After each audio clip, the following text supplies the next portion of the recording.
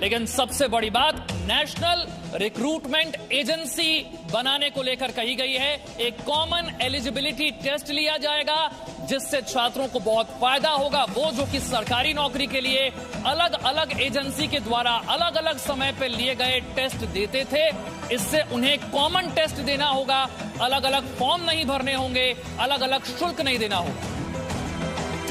और आज के कैबिनेट के फैसले में सबसे बड़ा ऐलान हुआ है नौकरी की तलाश कर रहे युवाओं के लिए। क्यों है यह फैसला बड़ा, आपको विस्तार से बारीकी से समझाते हैं, लेकिन उससे पहले सुनिए इस फैसले पर क्या कहा केंद्रीय मंत्री प्रकाश जावड़ेकर ने। कैबिनेट की बैठक प्रधानमंत्री जी की अध्यक्षता में हुई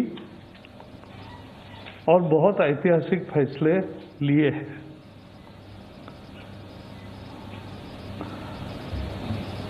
आज नौकरी के लिए जो युवा होते हैं उनको बहुत परीक्षाएं देनी पड़ती है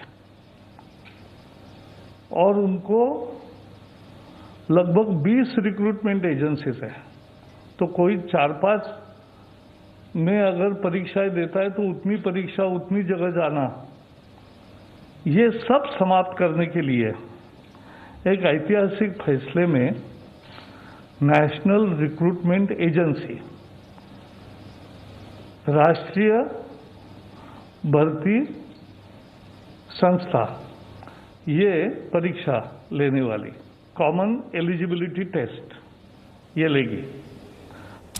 तो जो बात प्रकाश जावड़ेकर ने कही उसका इंतजार पिछले कई सालों से किया जा रहा था। ये एक बहुत बड़ा परिवर्तन है और एक अच्छा परिवर्तन है, एक अच्छा कदम है। आपको बताते हैं और समझाते हैं कि ये राष्ट्रीय भर्ती नीति है क्या। देश में केंद्रीय भर्ती के लिए अब एक संस्था हो, ये बहुत बड़ा फैसला है। नया नियम जो है ये फिलहाल रेलवे, बैंकिंग और एसएससी पर लागू होने वाला है, यानी कि एक ही संस्था की परीक्षा से आप तीनों विभागों में नौकरी के लिए आवेदन किया जा सकता है। एक ही आवेदन करना होगा, एक ही बार शुल्क भरना होगा और एक ही परीक्षा देनी होगी। अलग अलग परीक्षा देने से मुक्ति। केंद्रीय भर्ती संस्था के जरिए सिर्फ प्रारंभिक परीक्षा होगी, यह आपको जानना जरूरी है। एक बार जो परीक्षा आपने दी, इसके जो अंक आए वो अगले 3 साल तक वैलिड होंगे, 3 साल तक मान्य होंगे। नौकरी के लिए मुख्य परीक्षा अलग अलग विभाग कराएंगे। रविंद्र हमारे सहयोगी ज्यादा जानकारी के साथ है। रविंद्र, नौकरी ढूंढ रहे युवाओं के लिए ये क्यों बड़ी खबर है, क्यों अच्छी खबर है, जिसका इंतजार पिछले कई सालों से हो रहा था?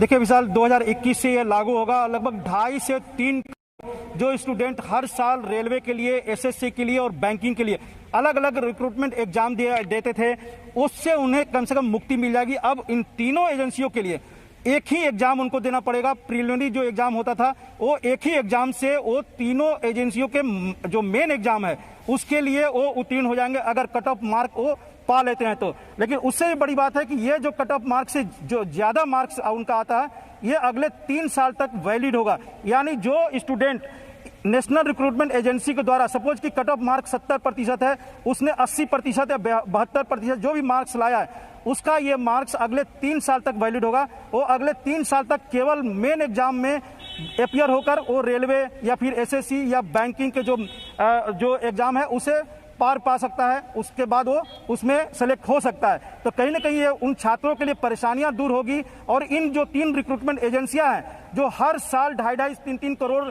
छात्रों को एग्जाम कंडक्ट करते थे, उनकी कॉपी चेक किया जाता था, फिर उनका रिजल्ट निकाला जाता था, तो इन सभी घटनाक्रम से एक तरह से मुक्ति मिल जाएगी सिर्फ नेशनल रिक्रूटमेंट एजेंसी के द्वारा। अभी फिलहाल 3 एजेंसियां इसमें शामिल किया गया है। आगे चलकर सरकार का मान्यता है कि अगले जो 20 और एजेंसियां हैं सरकारी स्तर पर उनको भी इसमें शामिल किया जाएगा। हाँ, एक बहुत बड़ा फैसला जिसका इंतजार हो रहा था। छात्रों को अलग अलग परीक्षा अलग अलग एजेंसी के द्वारा देनी पड़ती थी, अलग अलग फॉर्म भरने पड़ते थे, अलग अलग शुल्क देना पड़ता था। इससे मुक्ति हो गई है। नेशनल रिक्रूटमेंट एजेंसी और कॉमन एलिजिबिलिटी टेस्ट, बहुत बड़ी मांग जिसे सरकार ने माना 2021 से लागू हो जाएगा, जैसा कि रविंद्र बता रहे थे। बहुत बहुत शुक्रिया इस जानकारी के लिए। Presenting B News app available on Google Play and App Store. Download it now.